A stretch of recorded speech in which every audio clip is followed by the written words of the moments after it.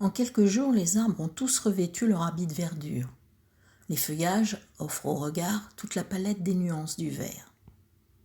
Suspendue dans les airs, par un fil invisible, une minuscule chenille tournoie sous l'emprise d'une petite brise.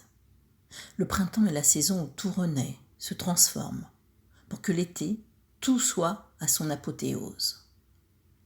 En contrebas, fougères adolescentes et jeunes pousses profitent des bienfaits de la rivière. Une fiente d'oiseaux éclabousse mes pas. La nature règne en maître. Le soleil, qui joue à cache-cache avec les nuages, tente une percée. Je marche nonchalamment sous une canopée végétale. Dans le lit de la rivière, l'eau tourbillonne, limpide et chantante, découvrant ici et là des plages de galets. Le long des berges, le chemin rendu glissant et boueux par les pluies n'est guère fréquenté. Je m'en réjouis, appréciant cette solitude, me permettant de communier pleinement avec la nature. Les massifs de fleurs, battus, malmenés par les averses et les orages de ces derniers jours, ont pour beaucoup perdu de leur éclat. Des tapis de pétales jalonnent les abords. Mais déjà, d'autres fleurs sont prêtes à éclore.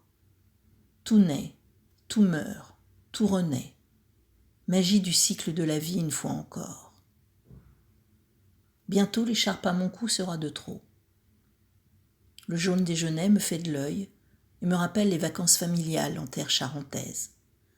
Je revois mon père le tailler pour en faire un balai rustique qui nous servait tout l'été. Une limace brune traverse le sentier, éloge de la lenteur. Aujourd'hui, je déambule sans hâte, m'arrête, observe, respirant à plein poumon ces bonnes odeurs de terre et d'herbes mouillées. Au bord de l'eau, des moucherons virevoltent. J'entends au loin l'eau du moulin qui se déverse en cascade. Perché tout là-haut, à la cime d'un vieux chêne, un oiseau chante à tue-tête, que ses trilles sont joyeuses. En marchant, une évidence point. La vie, à l'image de l'eau, trouve toujours son chemin. Qu'importent les obstacles, elle les dépasse, les contourne.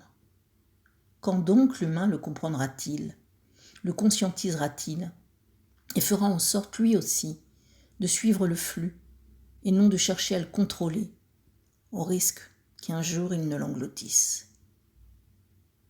Myosotis et Bouton d'Or rivalisent de délicatesse sur les talus.